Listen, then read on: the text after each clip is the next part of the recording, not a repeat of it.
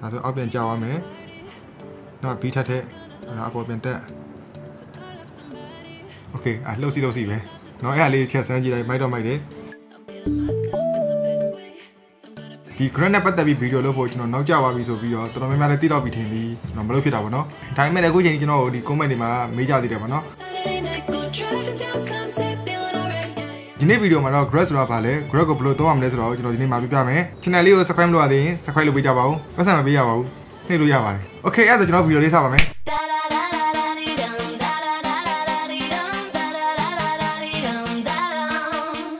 graph ဆိုတာကအခုဒီမှာပြထားတဲ့အတိုင်းပဲ line လေးပေါ့နော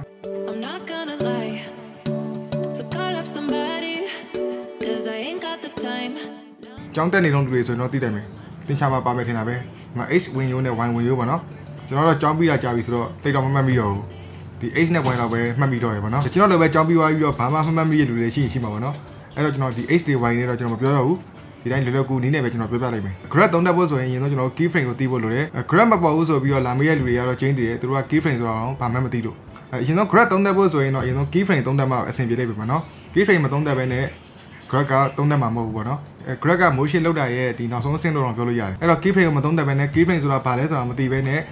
graph ကိုအဆင့်ကျော်ပြီးတော့မသုံးပါနဲ့အရင်ဆုံး key frame ကိုအရင်ဆုံးလေ့လာပါအဲ့တော့ကျွန်တော် key frame ဆိုတာမသိရတဲ့လူတွေအတွက်ကျွန်တော်ဒီမှာတစ်ခါလေး key frame ဆိုတာဘာလဲဆိုတာကိုအရင်ဆုံးရှင်းပြလိုက်မယ် key frame ဆိုတာအလွယ်ဆုံးနည်းနဲ့ပြောရမယ်စမဲ့နဲ့ဆုံးမဲ့ပေါ့နော်ကျွန်တော် H နဲ့ Y ပေါ့နော်ဒီလိုမျိုးအတန်းလိုက်ဆိုရင်ဒီမှာ H မှာ Y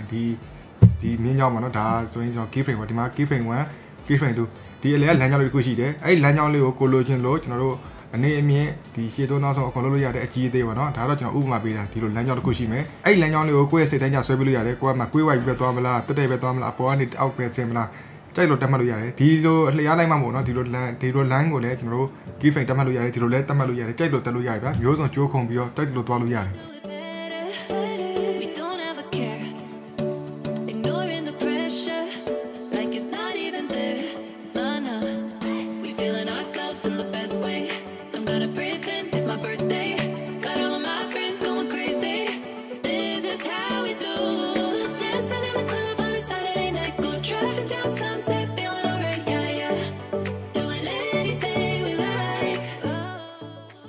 ဒီလိုပြောတော့သဘောပေါက်မှာမဟုတ်ဘူးအဲ့တော့ကျွန်တော် Capcut ထဲသွားပြီးတော့ဥပမာလေးနဲ့ကျွန်တော်ပြောပြမယ်ဒီပုံထည့်တာတွေဘာညာတွေတော့ကျွန်တော်ကြော်လိုက်တော့မှာပေါ့နော်အဲ့ဒါတွေကကျွန်တော်ရှေ့မှာလည်းခေါက်ကောင်းများစွာကျွန်တော်ပြထားပြီးပြီဆိုတော့အခုဒီပုံလေးကိုကျွန်တော်တို့ရင်ဆုံး key frame ပေးမယ်ဒီပုံကိုကျွန်တော်တဖြည်းဖြည်းသေးဝအောင်လုပ်ရှင်နေဆိုရင်ဒီမှာရင်ဆုံးကျွန်တော်တို့ရဲ့ပုံလေးကိုထောက်လိုက်ဒီမှာကျွန်တော်ပြထားမယ်ဒါလေးက key frame လေးဒီမှာဒါ key frame လို့ခေါ်တယ်မှာအပေါင်းပေါ်နေတယ်အဲ့ဒါလေးကိုချက်နှိပ်လိုက်ပြီးဒီပုံရဲ့အဆုံးနာကိုသွားမယ်အဆုံးနာမှာကျွန်တော်ဒီပုံလေးကိုပေါ်ကနေပြီးတော့သေးလိုက်မယ်ဒါကိုကျွန်တော်ပြန်ကြည့်လိုက်မယ်โอเคဒါတော့ key frame လမ်းကြောင်းပါနော်သူကကိုလိုချင်လို့သေးလို့ရတယ်ဒီပုံဆိုရင်ကျွန်တော်တို့ကဒီသေးလိုက်မယ်အသေးကနေကြီးပြန်လာခြင်းနဲ့ကျွန်တော်သေးလိုက်သေးပြီးကျွန်တော်အစနားမှာသွားပြီးတော့ကျွန်တော် key frame ပေးလိုက်ဒီအဆုံးနာကိုဆွဲလိုက်ဒီအဆုံးနာမှာထပ်ပြီးတော့ key frame ထပ်နှိပ်စရာမလိုဘူးပေါ့နော်တော့ဒီပုံလေးကိုဆွဲလိုက်တာနဲ့တူတူ key frame ကပေါ်လာပြီဒီမှာ key frame ပေါ်လာပြီကျွန်တော်အစပြန်ကြည့်မယ် okay ဒါ key frame ပေါ့နော်ဒီနေရာမှာတော့ကျွန်တော်ကြိုက်တဲ့ transition ထည့်လိုက်ပေါ့ okay ဒီလိုဒီ transition လေးထည့်လိုက်လည်းမိုက်တယ်ဒီအနောက်ကကျွန်တော် black ဖြစ်နေတာကိုကျွန်တော်မလိုချင်ဘူးဆိုရင်ဒီဘက်ဆွဲလိုက်ဒီဘက်မှာဒီမှာ canvas ဆိုတာရှိတယ် canvas မှာကျွန်တော်တို့မှာ background ရွေးလို့ရတယ်ဒါကြီးကျွန်တော်အရင်ကပြောထားပြီးသားဒီမှာ background ထည့်ရွေးလို့ရတယ်ကိုထားချင်တဲ့ background ထားလို့ရတယ်နောက်က black ကြီးပဲမကြိုက်ဘူးဆိုရင်ပြီးတော့ဒီပုံပဲ blur လုပ်ချင်တယ်ဆိုရင်လည်းဒီမှာ blur နဲ့ထည့်လို့ရတယ်ပြီး apply to all နှိပ်လိုက်ကျွန်တော်ပြန် play ကြည့်လိုက်မယ်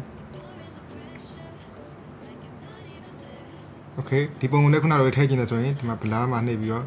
နောက်ကထည့်လို့ရတယ်နော်ကျွန်တော်မထည့်တော့ဘူးပြန်ထားလိုက်မယ်ဒါကတော့ဒီရိုးရိုးရှင်းရှင်း key frame လေးပေါ့နော်တော့ key frame ကိုပြန်ဖြောက်ချင်တယ်ဆိုရင်လည်းကျွန်တော်ဒီမှာထောက်လိုက်ကျွန်တော်ဖြောက်ချင်တဲ့ key frame နားသွားပြီးတော့ဒီအနှုတ်ကိုပြန်နှိပ်ပြီးလိုက်ပေါ့နော်ဒါ key frame ပြောက်သွားပြီဒါလည်း key frame ပြန်ဖြောက်လို့ရတယ်တော့ key frame မပေးထားဘူးဆိုရင်တော့သူကရက်နေမှာပေါ့နော် okay သူကအကြီးအသေးပဲရတာမဟုတ်ပေါ့နော်ကျွန်တော်တို့ဘေးဘယ်ညာကြီးလည်းကုန်လို့ရရင်တော့ကျွန်တော်တို့ကဒီပုံထောက်လိုက်မယ်သေးလိုက်မယ်ကျွန်တော်ဒီဘယ်ဘက်ကနေပြီးတော့ညာဘက်ကိုလာမယ်ဆိုရင်ဒီမှာဘယ်မှာထားမယ်ခုနလိုပဲ key frame ပေးမယ်အဆုံးနာသွားမယ်ညာဘက်ကိုပို့လိုက်မယ် okay ပြန် play ကြည့်လိုက် okay ဒါတော့ keyframe သုံးတာပေါ့နော်ဒီအားကိုအရင်ဆုံးကျွန်တော်လေ့ကျင့်ကြည့်ဒီ keyframe နဲ့ပတ်သက်ပြီးတော့လည်းကျွန်တော် tutorial လုပ်ထားတာတွေအများကြီးရှိတယ်ပေါ့နော် like လုပ်လို့ရအောင်ကျွန်တော်ရဲ့ channel ရဲ့ video တွေချက်ဝင်ကြည့်ကြည့်လိုက်အဲ့ဒီမှာကျွန်တော်လုပ်ထားတာအများကြီးရှိတယ် okay ဒီပုံကိုကျွန်တော်အပေါ်နဲ့အောက်ကိုသွားမယ်သေးလိုက်အစမှာပဲထားပါနော်ကျွန်တော်အစနေလာသိချင်တာဆိုတော့ဒီအပေါ်လေးကိုပို့လိုက်ပြီးကျွန်တော် keyframe ပေးမယ်ဒီအဆုံးမှာအောက်ကိုဆွဲချလိုက်မယ် okay keyframe graph ကြတော့အခုလိုမျိုး keyframe ပေးထားတဲ့လမ်းကြောင်းကျွန်တော်အနှေးအမြန်လောက်ရတာပေါ့နော်ကျွန်တော်ဒီမှာအခုဆိုရင်ကျွန်တော်ကဒီ speed အတူတူပဲပေါ့နော်ဖြည်းဖြည်းတူကြာလာဒါသူ့ရဲ့ speed အတူတူပဲအဲ့ဒါကိုကျွန်တော်တို့က keyframe မှာကျွန်တော်အလဲမှာခဏရက်ချင်တာတို့အလဲလေးမှာခဏလေးဖြည်းဖြည်းလေးဒီလို bounce ပုံစံလေးဖြစ်ချင်တာပေါ့ဆိုကျွန်တော်အဲ့ဒါဆိုရင်ကျွန်တော် graph သုံးလို့ရတယ် graph သုံးဖို့အတွက်ကျွန်တော်ပုံကိုထောက်မယ်ဆိုရင်ဒီမှာ graph နောက်ဆုံးမှရှိတယ်အဲ့ကျမှ graph ကပေါ်တာပေါ့နော်ကျွန်တော်ခုပြမယ်ကျွန်တော်ဒီကောင်လေးဖြောက်ထားမယ်ဆို graph ကပေါ်မှာမဟုတ်ဘူးဒီမှာ keyframe မပေးထားဘူးဆိုရင်ကျွန်တော်ဒီမှာကြည့်တဲ့ graph မပေါ်ဘူးလုံးဝတချို့ကပျောက်တယ်ဆိုတာဒီ keyframe မပေးတယ်လို့ keyframe မသုံးတယ်လို့အဲ့တော့ keyframe ကိုအရင်ဆုံးလေ့လာပါ keyframe ကိုကျွမ်းကျင်သုံးတတ်ပြီဆိုမှ graph ကိုကင်ပေါ့နော် keyframe အောင်ဘာမှမသိသေးဘဲနဲ့ graph ကိုတော့မသုံးချင်ပါနဲ့အဲ့တော့ကျွန်တော် keyframe ပြန်ပေးမယ်အပေါ်ပြန်ထားမယ်အပေါင်းနှိပ်မယ်အဆုံးမှာအောက်ဆွဲချမယ်အောက်မှာကျွန်တော်တို့ဘာမှထပ်နှိပ်စရာမလိုဘူးပေါ့နော်ပြီးတော့မှ graph သွားနှိပ်မယ်ဒါတော့သူရဲ့ preset တွေပေါ့နော်သူအသင့်လုပ်ပြီးသားတွေကျွန်တော်တို့မှာ ease in one လေးနှိပ်ကြည့်မယ် okay ဒီအလဲမှာတစ်ဖြည်းဖြည်းနဲ့ကြာလာပါတော့နောက်တစ်ခု ease in 2ကြာတော့သူအောက်ပိုင်းကြာတော့မှသူမြန်သွားတာပေါ့ဒါဆိုရင် flow ဒါဆို bounce လေးဖြစ်မှာအပေါ်လေးပြန်တက်သွားတယ်ပေါ့နော်သူ့ရဲ့လမ်းကြောင်းလေးတိုင်းအဲ့ဒါလေးကျွန်တော်ချက်ရှင်းပြမယ်ဒါလေးကိုအလွယ်မှတ်လို့ရတာသူ့ရဲ့လှိုင်းလေးအတိုင်းပဲပေါ့နော်သူကဒီလှိုင်းလေးအတိုင်းပဲလှိုင်းလေးအတွန့်လေးဖြစ်တယ်သူကဒီပုံလေးရဒီလိုအတွန့်လေးဖြစ်သွားမယ်ဒီမှာဆိုရင်ပုံကဒီလိုလေးတွန့်သွားဒီလိုလေးလာမယ်ပေါ့နော်ဒါလေးချက်ဆိုရင် flow 2နှိပ်ကြည့်လိုက်ရင်ဒီမှာဒါဆိုရင် flow 1ကျတော့သူအပေါ်လေးပြန်တက်သွားမယ်ဒီမှာသူ့ရဲ့အကောင့်လေးတိုင်းပဲเนาะဒီ face ဆင်းလာမယ်အပေါ်လေး tag နဲ့ပြန်တက်သွားမယ်ပြီးမှပြန်ကျမယ်ပြန်တက်သွားမယ်အပေါ်လေးပြန်တက်သွားမယ် okay အဲ့လိုပုံစံမျိုးပေါ့เนาะအဲ့တော့ကျွန်တော်တို့မှာပြန်ကျင်နေဆိုရင် edit နဲ့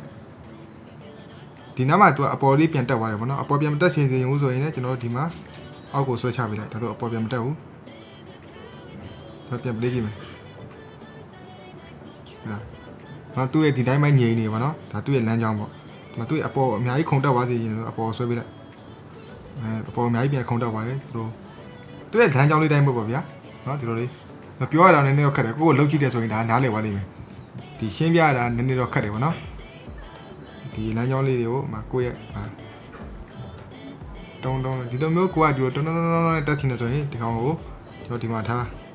ဒီမှာ B ထပ်ထည့်လို့ရတယ်ဒီနားမှာထားလိုက်မှာ B ထပ်ထည့်ဒါဆိုအောက်ပြန်ကျသွားမယ်နောက် B ထပ်ထည့်ဒါအပေါ်ပြန်တက် Okay လှုပ်စီပဲเนาะအဲ့ဒါလေးချက်စမ်းကြည့်လိုက်မိုက်တော့မိုက်တယ်